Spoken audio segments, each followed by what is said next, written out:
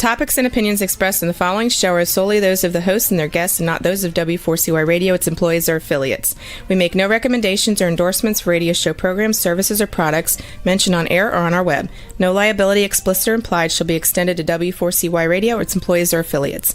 Any questions or comments should be directed to those show hosts. Thank you for choosing W4CY Radio.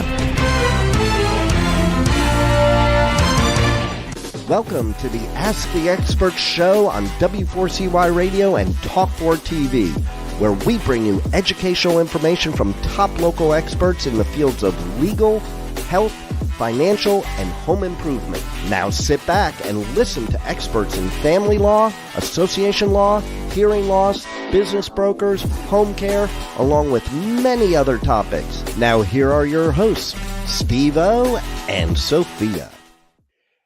Hey, good morning, Florida. Welcome to another Ask the Expert show. In our 16th year, here we are bringing you the top experts in the field of legal, health, financial, and home improvement.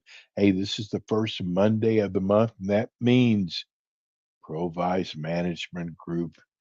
Hey, folks, I got to tell you, you have got to listen to this show this morning, because there is so much going on right now with tariffs, with the economy.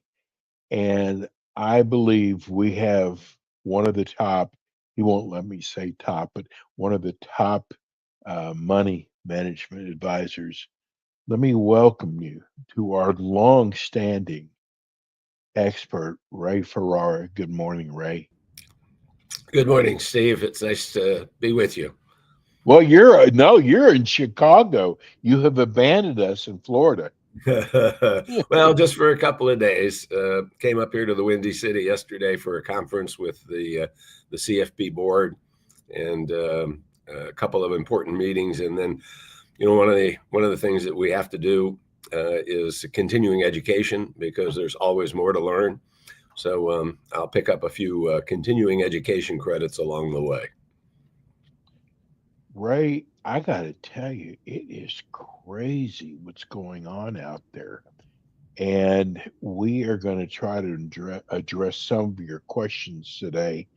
But, I just looked at, and I'm going to send it to you today. I just looked at your numbers just from YouTube. And I think our last show, this is just YouTube. We're on like 70 platforms. Our last show, I think you had close to 600 people watching. I'm going to send you that so you can see it. But we have got so many new people watching and listening to your show. Tell people about Provise Management Group. Well, Steve, that's flattering to know so many folks are watching, and as you say, even on that one channel. Provise Management Group is a financial planning and investment management firm. And I put the emphasis on the financial planning side, although we're managing right about $2 billion on behalf of our 1,100 client families. We have offices in Tampa and Clearwater, Florida.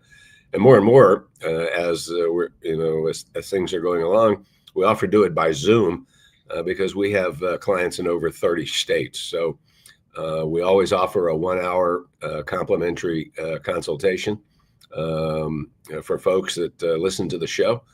And the numbers scrolling across the bottom.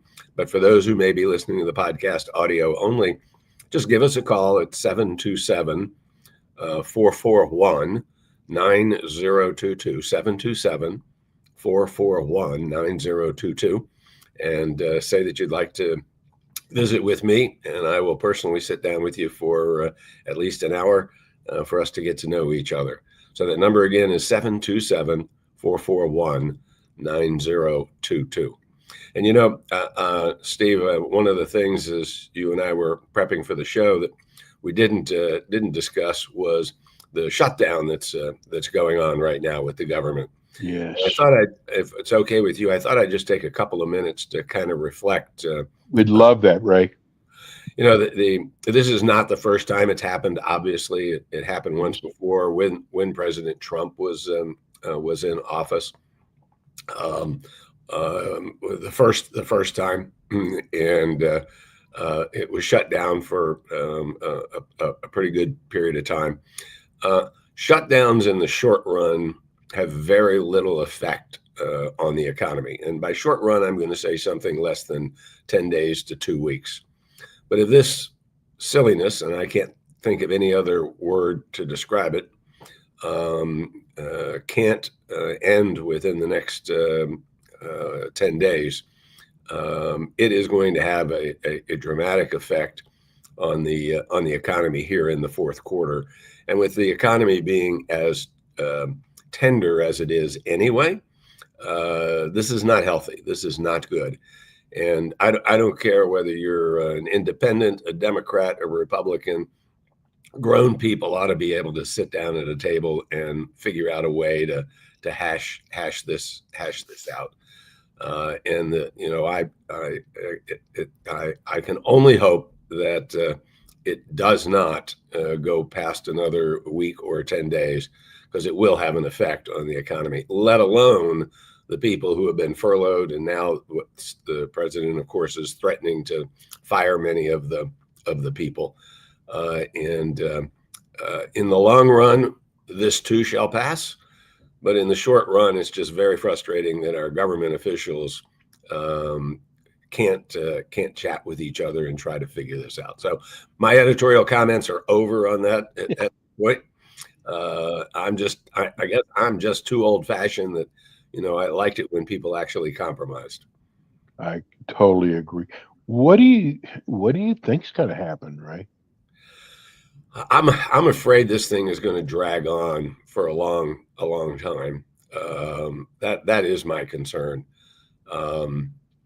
Each side feels like they have the high ground on this, and that the public is going to blame the other group. If you're a Democrat, you're going to continue to blame it on the Republicans, and the Republicans are going to continue to blame it on the Democrats. I just don't see where the standoff ends.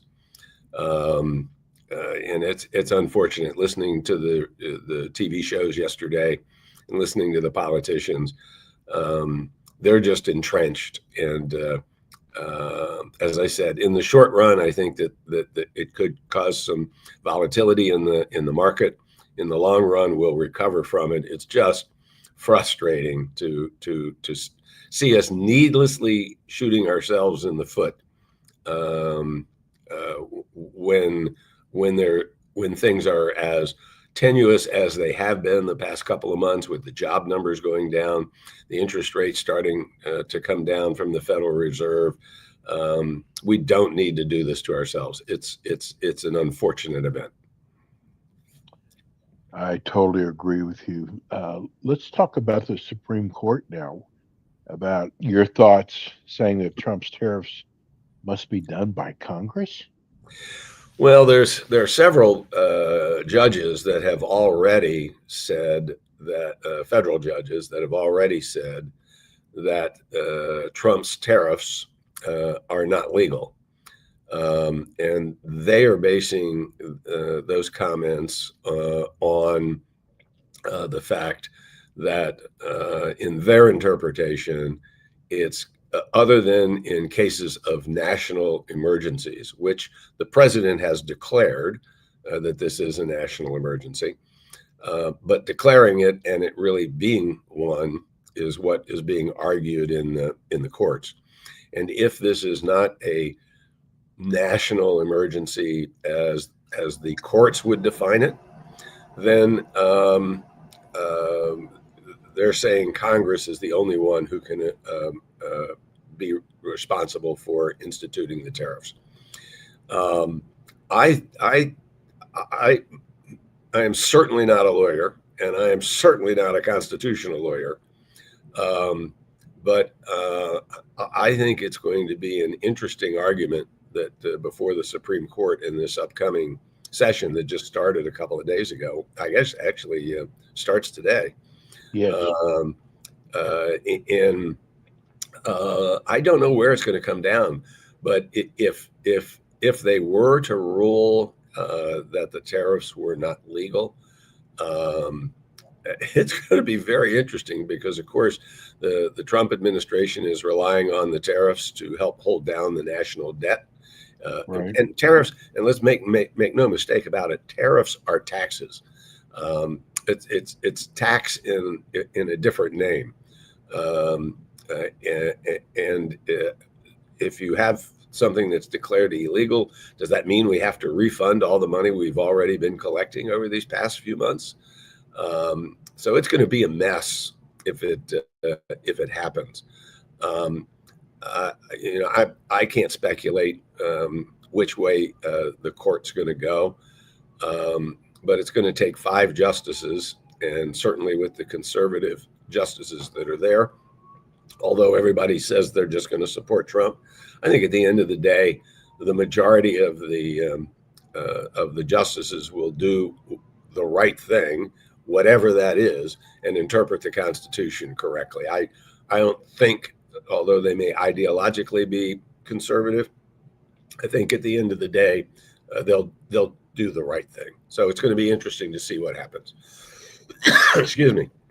Well, Ray, do you think would prices come down if the courts say these tariffs are illegal? Oh, don't we wish? The prices have certainly gone up because of inflation over the last couple of years, and the tariffs have not helped this past year. And I don't think the tariffs are fully baked in to the cost of goods just yet. But it's not often that I see manufacturers reduce the price of their goods and services. Right. Maybe somebody somewhere says, well, I'm gonna undercut my competition by cutting the price, and that'll force prices back down. But lacking that, I don't see that happening. I have a very good friend who's in the gasoline business, and he supplies not only his own stores but a number of stores in the Tampa Bay area. And I always tease him, when oil prices go up, the gasoline prices go up really fast. But when the price of oil goes down, it doesn't come down as fast as it went up. Right.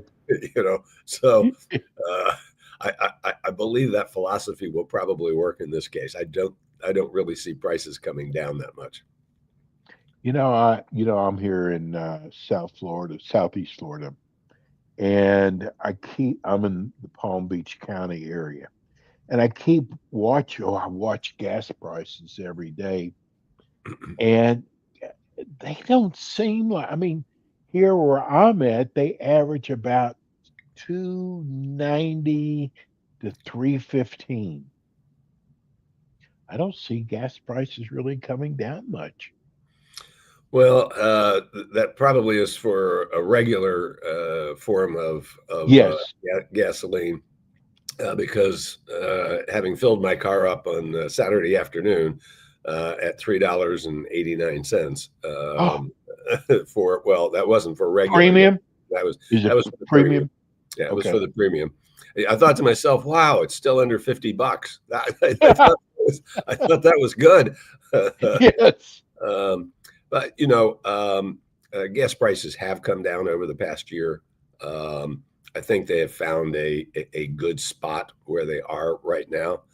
And if we're able to get some stability in the Middle East, if we're able to convince friends, or at least so-called friends, to quit buying oil from Russia, and we could figure out a way to get some peace in Ukraine, I think there's an opportunity for oil to settle in right now where it is and stay there for a while. The issue is today, the oil companies at the current price of oil are making money. But the problem is that at these prices, it's hard for them to justify drilling for more oil, because the oil that they took out of the ground years ago was taken out, very at a time when it was much less expensive to drill than it is today.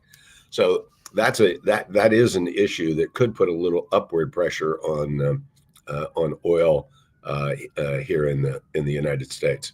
But for right now, I think they're going to remain fairly stable, lacking some crazy event around the world. Hey, one of your favorite topics to talk on is we're coming to year-end tax planning. And what should people be thinking about? Well, Steve, this year is a very unusual year because of the One Big Beautiful Bill Act that was passed. There are so many things that are affecting people. And because of the various thresholds as to when these benefits phase out, you pull the string this way and something else happens over there. So people are going to have to really look hard. But here are some things to be thinking about. First of all, you will now be able to deduct up to $40,000 in state and local taxes, the so-called SALT taxes. That would be property taxes, income taxes, other taxes that might be imposed by the state or local government where people reside. And so going back to 2017, when that tax act doubled the standard deduction, and that is now permanent, the doubling of the standard deduction, a lot of people who used to itemize but have stopped over the past 7 or 8 years because of that doubling of the standard deduction now really have to go back and look and see if it would be worthwhile for them to start itemizing again. So something there to be thinking about. Now, the problem is, and this is where we get into the planning piece, it begins to phase out at income levels for people that are single at $150,000 of adjusted gross income and $300,000 for a couple filing jointly. And then if you're over those amounts, you begin to lose 6% of everything that's over that. So, but you can never go below the original 10,000. So you're going to have to really manage what your adjusted gross income is if you're going to take advantage of that. Many seniors will be 65 plus, 65 and over, will be able to get a $6,000 above the line addition to their deductions. This is part of the bill where trying to not tax Social Security, but it has nothing to do with Social Security. It's just a deduction that occurs. And in this situation, it too begins to phase out at a different threshold. So, something else that you've got to try to manage your income. For those that are charitably inclined and have been invested in the stock market, don't give charities cash now at the end of the year. Give them some of those appreciated stocks. If you bought in any of like the Magnificent 7 or 10, whatever it is now, and you've had a good run up, if you sell those, you're going to have to pay a capital gains tax of 20% and maybe more because of the Obamacare tax if you make too much money. Give that appreciated stock in lieu of cash, and you'll avoid the capital gains tax. For those that are over the age of 70 and a half, think about giving money from your IRA and using that to pay charities. The money will not be taxed up to $108,000 this year. And not only will you not get taxed on that, but since you don't have to begin taking money out until 73, it'll lower your required minimum distributions in the future, which should save you on some taxes as well. And then also, as we're dealing with charitable contributions, if you have to give cash, which charities always like, that should be the last place that you go. And then one final last thing having to do with your 401ks, look to maximize putting your money into a 401k for those that are 50 and over. Don't forget the catch-up provisions that are there to help reduce your tax. This will be the last year you'll be able to do that, because the catch-up part will have to go into a Roth 401k beginning next year. And then if you're 60 to 63, you get a super catch-up of $3,750. So, if you got a bonus coming at the end of the year, put all of the bonus into your 401k, defer those taxes to sometime in the future, and help secure your retirement as you go forward. So just 3 things to be thinking about here at the end of the year. Get with your financial advisor, with your accountant, and have them run a tax for you to give you some further ideas as to how you can reduce your tax by managing your income because of the One Big Beautiful Bill Act. We have a couple minutes left. What about life insurance? Is that a good savings program for retirement?